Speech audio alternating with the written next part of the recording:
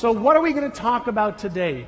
Yes, we'll talk a bit about the secret, but I'm more interested in the science of, is it possible that every single one of you can make a decision today and change your life? Is it possible that you could write something down and you could take the right actions? Because writing it down for the most part is a waste of time.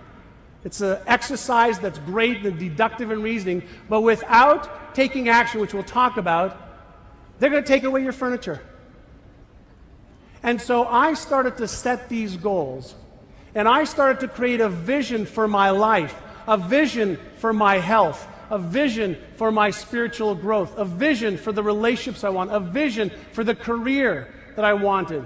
And for all of you with Prudential and other real estate companies, I started out as a 19-year-old high school dropout real estate agent. Now, why do I say that? Because at that time, I believed there was nothing else I could do. But I learned the art of helping people, the art of selling, the art of marketing. 100 days ago, 100 days ago, Ken and I were walking up Torrey Pines. He said, "You're not going to believe this." I said, "What?" He said, "Ernie Hahn and the Hahn family and Kathy Padilla, who works with Ernie, gave him the sports arena." He said, "What the fill in the blank do I do with the sports arena?" He says, "I'm a psychologist and we help grieving families. We help young women reach their potential through our conferences." I said, "Well, that's easy. We do the secret to having your best year ever. And I'll call up some of my friends, you call up some of your friends. Let's bring some of the great people together to help other people." And so I made a few phone calls. He made a few phone calls. He called his great buddy, Ken Blanchard. Ken Blanchard called the wonderful, spectacular Tony Robbins, who's here. And they all agreed to help. Here's what I can share with you. We didn't know how this was going to happen. We had to figure out the what first. So write this down. The what always comes before the how. The what always comes before the how.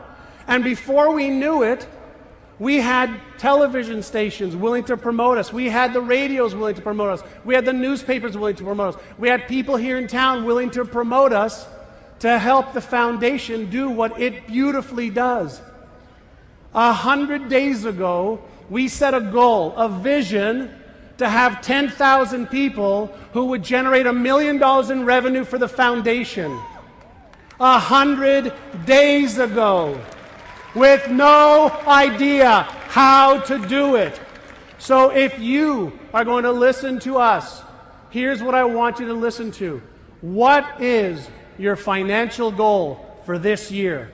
What is specifically, precisely, your physical and mental goal for yourself for this year? What is your goal for your relationships with your significant other and others for this year? What is your career goal or vocation goal for this year?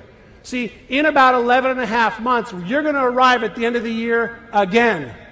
Now, are you going to arrive at a place that you want and chose and did everything to get to, or are you going to say, "I didn't reach my goals again"? And so the first part of getting the universe to work with you, see, we work with two universes, basically. Actually, one universe, but two elements. There's the physical world that we work with, that we've been given senses, hear, see, smell, taste, and touch. That gives us the ability to navigate and to operate in our physical world. But what do we know in the last 100 years, and specifically in the last 55 years, is there's another universe that's working at the same time. It's the non-physical universe, the spiritual universe. The quantum physics. Physics just means how very big things work. We have Newton to thank for the laws of physics that we can take a rocket ship and land it on the moon and time it within a fraction of a second. Quantum physics explains, or tries to, because it's very bizarre, how the stuff at the non-physical side of the world works. The stuff you cannot see works.